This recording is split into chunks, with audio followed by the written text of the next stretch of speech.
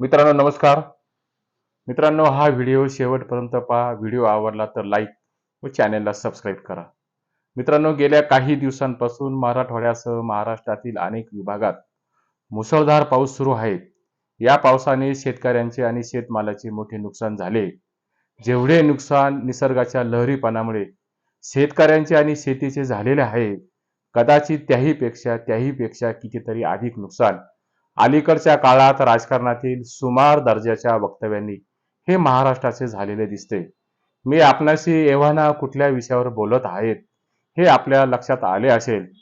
काल भाजपचे आमदार असलेल्या श्रद्धेय गोपीचंद पडळकरांनी जयंत पाटील यांच्यावर ज्या खालच्या पातळीवर टीका केली, ती अश्लाघ्य टीका पाहून कोणीही पडळकरांच्या टीकेचं समर्थन करणार नाहीत. आणि जर कोणी पडळकरांच्या टीकेचं समर्थन करत असेल तर ते समर्थन म्हणजे विकृतीचं उदात्तीकरण करणे, हे आजारी समाजाचं लक्षण हे आपल्याकडे मानलं जाईल. गोपीचंद पडळकर हे आज काही वादग्रस्त बोलले अशातला भाग नाहीत. पडळकर हे नेहमी वादग्रस्त बोलण्यासाठी महाराष्ट्रात अतिशय सुप्रसिद्ध आहे, हे वेगळे सांगण्याची आवश्यकता नाही. राजकारणी माणूस नेहमी आवेशात बोलतो आणि आवेशात बोलताना त्याची जीभ घसरते व त्यातून त्याच्या चुका होतात. ही गोष्ट अगदी बरोबर आहे, पण झालेली चूक दुरुस्त करण्यासाठी लवचिकता दाखवावी लागते. ती लवचिकता गोपीचंद पडळकरांनी काल दाखवलेली नाहीये.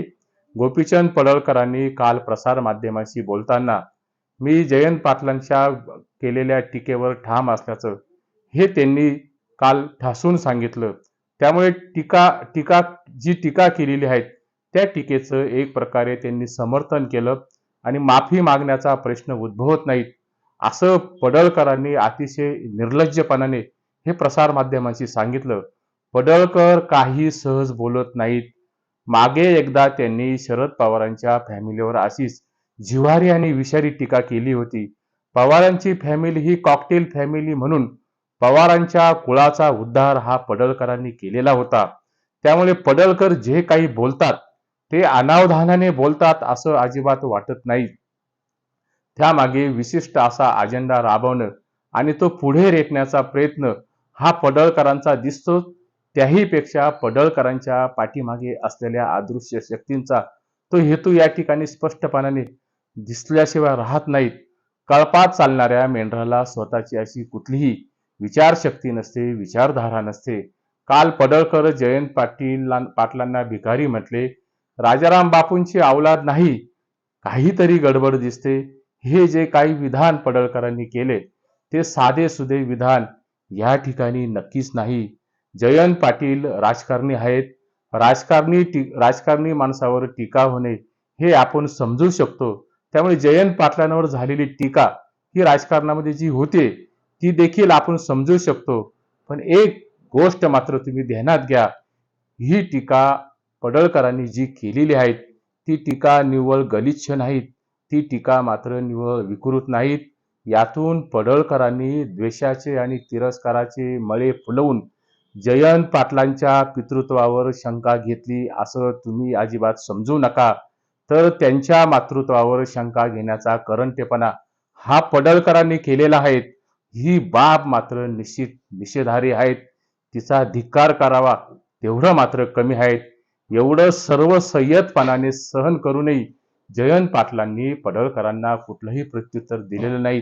यात जयंत पाटलांचं मोठेपण हे अधोरेखित झाल्याशिवाय राहत नाहीत. या राज्याला राजकारणाचा एक संस्कृती आहे, एक सभ्यता आहेत, एक संस्कार आहेत. यशवंतराव चव्हाण साहेब, मधु दंडवते, एन.डी. पाटील, गणपतराव देशमुख, केशवराव धोंडगे, मधुकरराव चौधरी, मृणालताई गोरे, एस.एम. जोशी, व्यंकय्या पत्की यांनी नीतिमान राजकारणाचा आदर्श वस्तुपाठ हा महाराष्ट्रातील राजकारणाला घालून दिलाय. या मंडळींनी कधीही असंसदीय भाषेत खालच्या पातळीवर टीका केलेली नाही. आणि जर कोणी अश्लाघ्य टीका या भाषेत त्यांच्यावर केली असती तरी त्याच भाषेमध्ये मात्र त्यांनी कधीही प्रत्युत्तर दिलेलं नाही. राज्याचे प्रमुख देवेंद्र फडणवीस एक सुसंस्कृत व प्रगल्भ राजकीय नेते म्हणून त्यांची महाराष्ट्राला ओळख राहिली आहे. सत्तेच्या वळसणीला असल्याने काही लोकप्रतिनिधींनी नैतिकता ही वैकुंठाला धाडली आहे. मागच्या गेल्या काही महिन्यातील वादग्रस्त वक्तव्यांची मालिका मंत्र्यांची जर पाहिली तर हे आपल्या लक्षात आल्याशिवाय राहत नाहीत. त्याचा पुन्हा पुन्हा उल्लेख हा मी या ठिकाणी करणार नाही.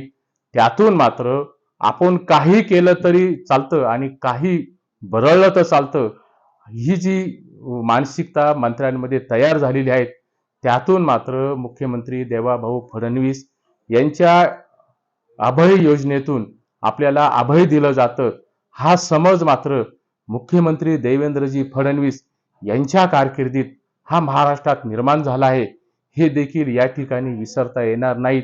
आणि हे सर्व वाचाळवीरांचं कलंकित राजकारण मागच्या 10 महिन्यात राज्यातील जनतेने उघड्या डोळ्यांनी हे पाहिलेलं देखील आहे. पण अशा उन्मादी प्रवृत्तींना काळ हातात शस्त्र घेऊन कोणाचाही शिरच्छेद करत नाहीत. नीती मात्र त्यांना भविष्यात गुडघे टेकायला भाग पाडते. जेथे राजकारणात विचारांचा आणि आचरणाचा परीघ हा वाढायला हवा, तेथे मात्र राजकारणाचा हा विचाराचा आणि आचरणाचा परीघ हा दिवसेंदिवस आकुंचित होताना दिसतोय. देवाभाऊ, यासाठी निश्चितपणाने तुम्हाला जबाबदार धरलं जाईल, हे देखील या ठिकाणी विसरता येणार नाहीत. पडळकरांची फक्त जीभ घसरली असं मात्र अजिबात समजून घेऊ नका. तर कालच्या व अलीकडच्या सत्ताधाऱ्यांच्या बेफाम व शिवराळ वक्तव्याने राजकारणातील पुरता तमाशा हा महाराष्ट्रामध्ये करून टाकलाय. खरं म्हणजे तमाशा झाला असं मी जे म्हटलोय ते मात्र चुकीचं ठरेल. कारण तमाशा ही महाराष्ट्राची लोककला आहे. तमाशाने महाराष्ट्राच्या लोककलेच्या माध्यमातून हे समाजमानाचं प्रबोधन केल्याचं आपल्या लक्षात आल्याशिवाय राहणार नाहीत. पडळकरांनी यापूर्वी देखील सुप्रिया सुळेंवर टीका करताना अतिशय जिव्हारी, अतिशय निंदाजनक टीका केलेली होती. सासू ख्रिश्चन, नवरा सिकेपी आणि बाप मराठा अशी निंदाजनक टीका ही पडळकरांनी केलेली होती. सुप्रिया सुळेंवर केलेली टीका सोडून द्या, पण एका महिलेबाबत केलेली टीका, ती टीका एका महिलेवर करताना किमान सभ्यतेची मर्यादा, सभ्यतेची किनार ही पडळकरांनी मात्र पाळायला हवी होती. ती मात्र दुर्दैवाने पडळकरांनी पाळली नाहीत. वास्तविक सरकार एका बाजूला आंतरजातीय विवाहाला प्रोत्साहन देतं आणि आंतरजातीय विवाहाला प्रोत्साहन देत असताना आंतरजातीय विवाह करणाऱ्या जोडपांना सरकार मात्र अनुदान देतं, कुठलं तरी बक्षीस रूपाने त्यांना पैसे दिले जातात. आपलं संविधान मात्र आपल्या आवडीचा धर्म निवडण्याचा अधिकार देतो, हे पडळकरांना ठाऊक नसेल का? आणि दुसऱ्या बाजूला संविधानिक पदावर बसलेल्या पडळकरांनी सुप्रिया सुळेंवर आक्षेप घेणं हे मात्र अजिबात योग्य नाही, हे देखील लक्षात घ्या. पडळकरांनी जे काल विधान केलं, ते विधान मी काल ऐकल्यावर अक्षरशः सुन्न झालो.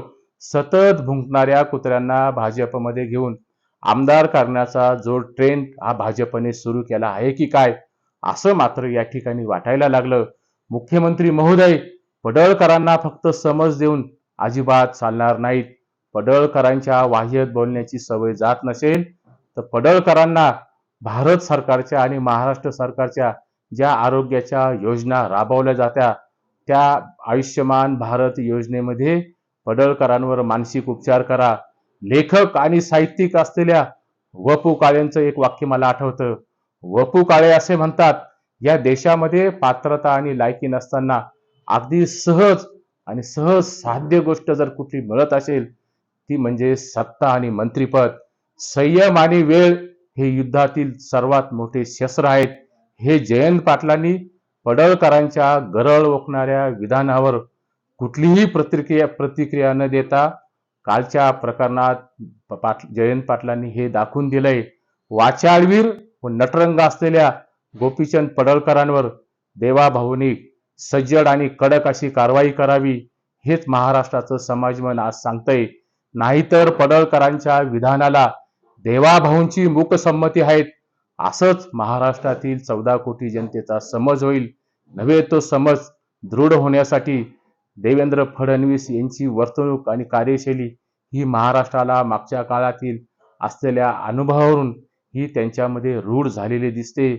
दुसरों की बुराई करने से अपना किरदार अच्छा नहीं होता, हे मात्र लक्षात घ्या. नमस्कार.